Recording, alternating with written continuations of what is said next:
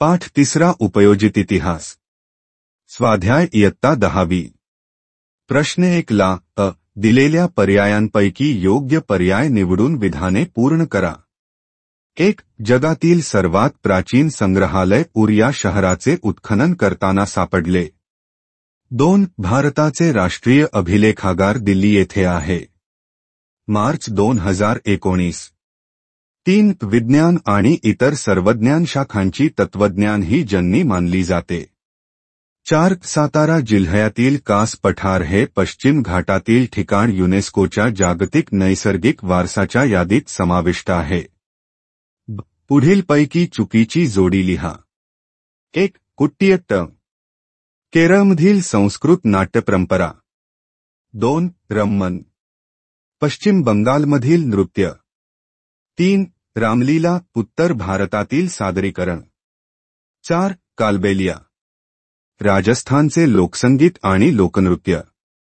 उत्तर चुकीची जोडी। रम्मन पश्चिम बंगालमधील नृत्य। 2. 1. लाल किल्ला उदयपूर। 2. जंतर मंतर जयपूर। 3. बृहदीश्वर मंदिर तंजावर। 4. Capital complex Chandigarh. उत्तर चुकीची जोडी। लाल किल्ला जयपूर। 2. 1. उपयोजित इतिहास जनांसाठी इतिहास। 2. वनस्पती सृष्टी नैसर्गिक वारसा। 3. प्राचीन स्थळे अमूर्त सांस्कृतिक वारसा। 4. युनेस्को जागतिक वारसा यादी। उत्तर चुकीची जोडी। प्राचीन स्थळे अमूर्त सांस्कृतिक वारसा। प्रश्न 2 रा पुढील संकल्पना स्पष्ट करा। 1. उपयोजित इतिहास। उत्तर 1. एखादा विषय इतर क्षेत्रामध्ये लागू करणे व त्यातून निघणारे निष्कर्ष प्राप्त करणे म्हणजे उपयोजन होय। 2. इतिहासाची उद्दिष्टे इतर विषयांना लागू करून नवीन निष्कर्ष काढणे यालाच इतिहासाचे उपयोजन असे म्हणतात। 3. इतिहासाद्वारे भूतकाळातील घटनांसंबंधीचे जे ज्ञान प्राप्त होते त्याचा उपयोग वर्तमानात आणि भविष्यकाळात सर्व समाजाला कसा होईल याचा विचार उपयोजित इतिहासात केला जातो। 4. इतिहासात सामाजिक, धार्मिक, कला, स्थापत्य इत्यादी घटक समाविष्ट असतात तसे या विषयांमध्येही इतिहासाचे उपयोजन होते। 2. अभिलेखागार। उत्तर 1. ऐतिहासिक दस्तऐवज ज्या ठिकाणी जतन करून ठेवलेले असतात त्या ठिकाणास अभिलेखागार असे म्हणतात। 2. अभिलेखागारांमध्ये महत्त्वाची जुनी कागदपत्रे, दप्तरे, जुने चित्रपट, जागतिक करारांचे ऐवज इत्यादी जतन करून ठेवले जाते। 3. अभिलेखागारांमुळे मूळ कागदपत्रांचे संदर्भ मिळतात, तत्कालीन ऐतिहासिक घटनांचा अभ्यास करता येतो। तत्कालीन भाषा, लिपी याचा शोध घेता येतो। कालगणना करता येते, ऐतिहासिक वारसा पुढील पिढ्यांना हस्तांतरित करता येतो। 4. भारताचे दिल्ली येथील राष्ट्रीय अभिलेखागार हे आशिया खंडातील सर्वात मोठे अभिलेखागार आहे। भारतातील प्रत्येक राज्याचे स्वतःचे स्वतंत्र अभिलेखागारही आहे। प्रश्न 3 रा पुढील विधाने सकारण स्पष्ट करा। 1. जागतिक वारशाच्या पदास पात्र ठरणारी स्थळे परंपरा यांची यादी युनेस्कोद्वारे जाहीर केली जाते। उत्तर 1. आपल्या सांस्कृतिक वारशाचे पुढील पिढ्याच्या हितासाठी जतन होणे आवश्यक आहे। तसेच जो नैसर्गिक व सांस्कृतिक वारसा नामशेष होण्याच्या वाटेवर आहे। 2. त्याचे जतन व संवर्धन होणेही गरजेचे आहे। उदा. ऐतिहासिक वास्तू, वन्यजीव, वनस्पती इत्यादी। 3. या उद्देशाने युनेस्को या जागतिक संघटनेने काही दिशादर्शक तत्त्वे जाहीर केली आहेत आणि या तत्त्वांच्या अनुषंगाने जागतिक वारशाच्या दृष्टीने पात्र ठरणारी जगातील विविध स्थळे व परंपरा यांची यादी युनेस्कोद्वारे जाहीर केली जाते। 2. तंत्रज्ञानाचा इतिहास अभ्यासावा लागतो। उत्तर 1. मानवाच्या उत्क्रांतीच्या वाटचालीमध्ये दगडांची हत्यारे बनवण्यापासून ते कृषी उत्पादनाच्या विकासापर्यंत त्याला समजलेले विज्ञान व त्यावर आधारित तंत्रज्ञान फार महत्त्वाचे होते। 2. पुढील काळात विज्ञानाच्या प्रगतीमुळे उत्पादन प्रक्रियांचे यांत्रिकीकरण होत गेले. 3. कृषी उत्पादन, वस्तूंचे उत्पादन, अभियांत्रिकी इत्यादी गोष्टींमध्ये फार बदल होत गेले. 4. तंत्रज्ञानातील हे बदल, त्यामागील कारण परंपरेची साखळी व विज्ञान तंत्रज्ञानाचे परस्परावलंबित्व समजून घेण्याकरता तंत्रज्ञानाचा इतिहास अभ्यासावा लागतो. प्रश्न 4 था. पुढील संकल्पना चित्र पूर्ण करा. 1. जागतिक अमूर्त वारसा यादीतील भारतातील समाविष्ट परंपरा. केरळ. मुहियेडू विधिनाट्य व नृत्यनाट्य. मणिपूर. संकीर्तन परंपरा. पंजाब. ठठेरा जमातीची तांब्याची व पितळेची भांडी बनवण्याची.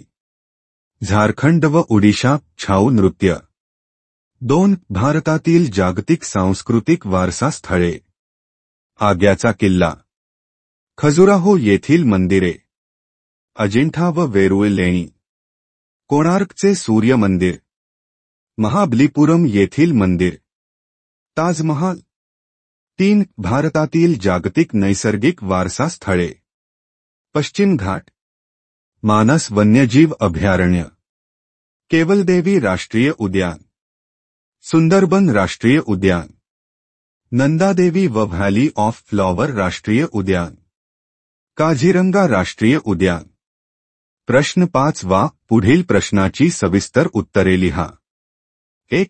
पुढील विषयाच्या संशोधनात इतिहासाची संशोधन पद्धती कशी उपयुक्त ठरेल ते स्पष्ट करा.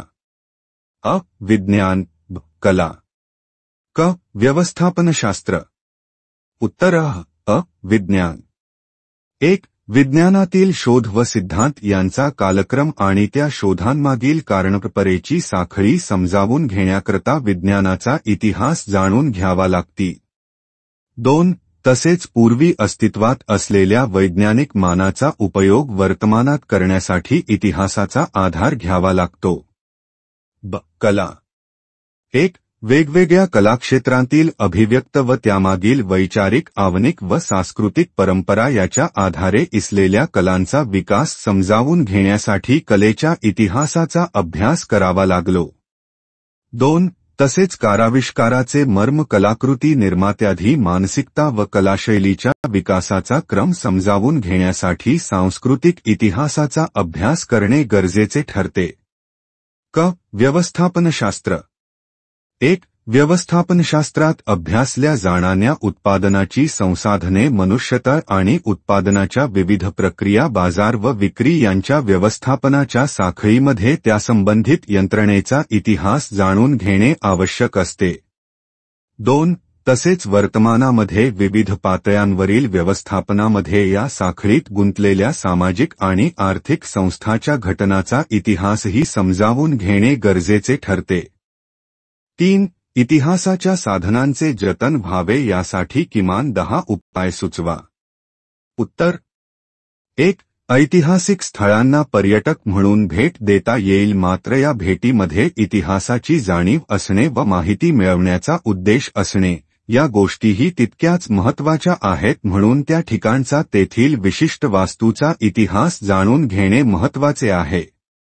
2. आपल्या पूर्वजांनी निर्माण केलेल्या या कलाकृती व परंपराविषयक प्रत्येकाला आत्मीयता असते, त्यामुळे या आत्मीयतेनेच ऐतिहासिक वास्तू कोणत्याही प्रकारे खराब होऊ नये याची काळजी घेता येईल. 3. यासाठी ज्या ऐतिहासिक वास्तू आपण पाहण्यासाठी जातो तेथे तेथील व्यवस्थापनाकडून दिलेल्या सूचनांचे पालन करणे आवश्यक ठरेल. 4. इतिहासाच्या साधनाकडे पाहण्याचा दृष्टिकोन पूर्वग्रहदूषित नसावा, म्हणजे प्रत्येक गोष्टीचा इतिहास जतन करता येईल. 5. काही मौखिक साधने जसे कथा पोवाडे ओवी यांचा संग्रह करता येईल. 6. काही लिखित साधनाचे पुनर्मुद्रण करणे आवश्यक आहे, त्यासाठी प्रयत्न करता येईल. 7. तसेच काही छायाचित्रणे किंवा ध्वनी आणि चित्रफितीचे नवीन तंत्रज्ञानाच्या सहाय्याने व्यवस्थापन करता येईल.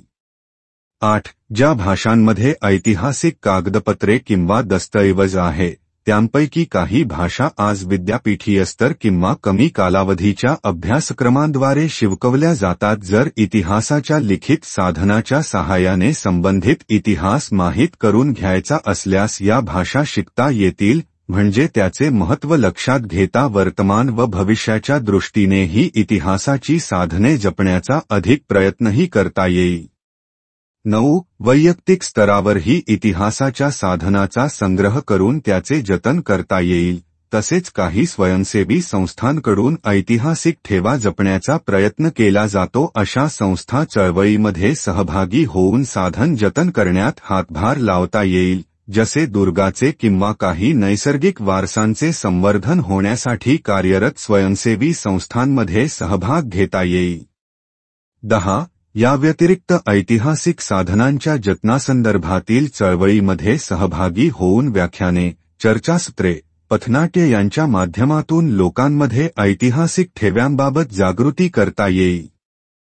4. नैसर्गिक आणि सांस्कृतिक वारसा जतन करण्याच्या प्रकल्पातून कोणत्या गोष्टी साध्य होतात? उत्तर: 1. प्रकल्पांतर्गत वारसा स्थळाच्या मूळ स्वरूपात बदलन करता जतनाची व संवर्धनाची कामे करणे शक्य होते। 2. स्थानिक समाजाची घडण आणि मानसिकता कशी आहे, त्याच्या पुढे वर्तमानात कोणती आव्हाने आहेत, तसेच स्थानिक लोकांच्या अपेक्षा काय आहेत यांचा आढावा घेता येते। 3. सांस्कृतिक वारसा स्थळाचे जतन आणि संवर्धन करीत असताना स्थानिक लोकांच्या भावना दुखावल्या जाऊ नयेत यासाठी उपाययोजनांचे नियोजन करून स्थानिक लोकांना त्यात सहभागी करून घेता येते। 4. स्थानिक लोकांच्या परंपरागत कौशल्यांना प्रोत्साहन देऊ शकतील अशा उद्योग व्यवसायांना चालना मिळावी यासाठी योग्य नियोजन करणे शक्य होते। 5. पूर्ण करा। उत्तर: सांस्कृतिक वारसा, मूर्त वारसा, अमूर्त वारसा। 1. प्राचीन स्थळे। 1. मौखिक परंपरावती उपयोगात आणली जाणारी भाषा। 2. प्राचीन वास्तू। 2. पारंपरिक जाण। 3. प्राचीन वस्तू। 3. सणसमारंभाच्या सामाजिक पद्धती व धार्मिक विधी। 4. हस्तलिखिते। 4. कला सादरीकरणाच्या पद्धती। 5. प्राचीन शिल्पे। 5. पारंपरिक कौशल्य। 6. प्राचीन चित्रे। 6. परंपरा पद्धती कौशल्य आत्मसात असणारे समूह व गट।